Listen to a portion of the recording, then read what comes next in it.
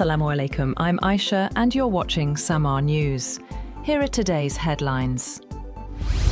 Pakistan has unveiled a 18.8 trillion rupee federal budget, banking on higher tax collection, while offering limited relief to households and businesses. The government raised salaries and pensions by 7%, cut taxes for salaried workers, and lowered some property levies, but also set an ambitious revenue target of more than 15 trillion rupees as it seeks to narrow the fiscal deficit.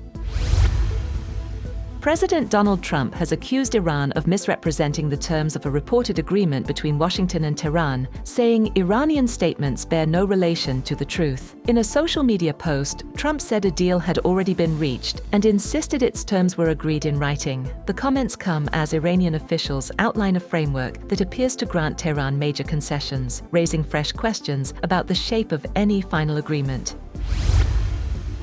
Meanwhile, Iranian Foreign Minister Abbas Araghchi says a proposed Islamabad Memorandum of Understanding between Iran and the United States is closer than ever to being finalized. In a post on X, Araghchi urged media outlets to avoid speculation about the contents of the agreement while negotiations continue. He said full details of the memorandum would be made public once the process is completed. Iran's Foreign Ministry spokesperson Esmail Baghaei has said that relevant institutions are reviewing the text of the US-Iran agreement and a final decision has yet to be made. He declined to comment on when or where the agreement might be signed, while urging caution over media speculation surrounding its contents. Meanwhile, a senior US official said that the proposed agreement would extend beyond Iran and include Lebanon, Israel, and Gulf states as part of a broader effort to end the regional conflict. The official said the framework is designed to address multiple fronts of the crisis. Another official said the Strait of Hormuz would also reopen, and Washington will lift its blockade on Iranian ports following the agreement. Meanwhile, Prime Minister Shehbaz Sharif said that a final text of the proposed peace agreement between the United States and Iran has been agreed upon after months of mediation efforts. In a post on X, the premier said Pakistan is now working with both sides on the next steps and accused opponents of spreading misinformation aimed at derailing the process.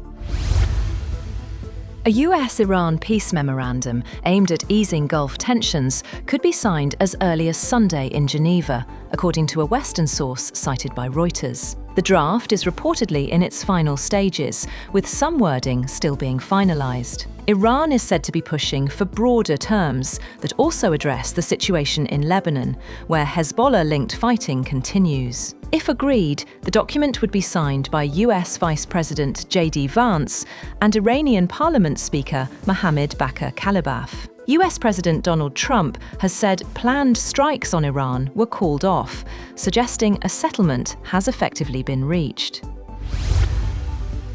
President Donald Trump said he has cancelled the planned military strikes against Iran after claiming that ongoing discussions with Tehran have reached the highest levels of the Iranian leadership. In a post on Truth Social, Trump said the scheduled bombings were called off after key issues received approval from multiple regional stakeholders, including Pakistan, Saudi Arabia, the UAE, Qatar, Turkey, Bahrain, Kuwait, Jordan, and Egypt. However, he added that the US naval blockade would remain in place until a final agreement is concluded, with details of a signing ceremony to be announced later. However, Iran has said on Friday that it has not yet reached a final decision on a proposed agreement with the United States, despite President Donald Trump's announcement of a great settlement to end the conflict. Iran's Foreign Ministry spokesman, Esmail Baghaei, has said that Tehran had not finalized the deal, after Trump said he expected an agreement to be signed in Europe within days.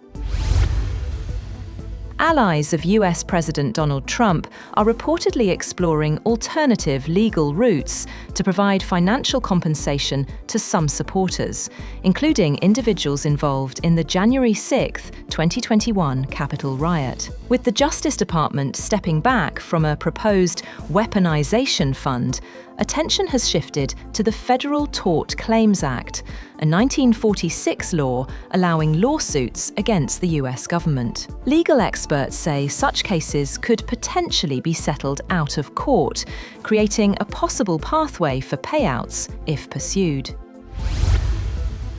Russian President Vladimir Putin has said that Moscow is developing a satellite-based system to control combat drones, describing the project as a key step in modern warfare. Speaking to military personnel, Putin said Russia's low Earth orbit satellite network could match or even surpass Starlink in some areas. He also revealed that more than 700,000 Russian troops are currently involved in operations in Ukraine. A Ukrainian strike has disrupted water supplies in parts of the Russian-controlled Donetsk region. Authorities say the attack damaged energy infrastructure, causing a power outage at a water treatment facility and cutting supplies to Donetsk, Yasynovata, and parts of Makiyivka. The incident comes as fighting continues across eastern Ukraine, with infrastructure remaining a key target in the ongoing conflict. China has confirmed the arrest of a US citizen identified as Min Xin on suspicion of espionage and activities allegedly endangering China's national security. Chinese Foreign Ministry spokesperson Lin Jian said the individual has been placed under criminal compulsory measures in accordance with Chinese law and that the US Consulate General in Guangzhou has been notified. The announcement follows reports that the American citizen went missing in the southwestern Chinese city of Kunming last week. Julian Quiñones and Raúl Jiménez have guided Mexico to a winning start at the 2026 World Cup, defeating South Africa on Thursday night. Quiñones has opened the scoring in the 9th minute at Estadio Azteca after capitalizing on a mistake by South Africa defender Svepelo Sithole. The striker has calmly slotted the ball past goalkeeper Ronwen Williams before celebrating with teammates and substitutes. Mexico have taken advantage of South Africa's defensive lapses to launch their World Cup campaign with an important victory.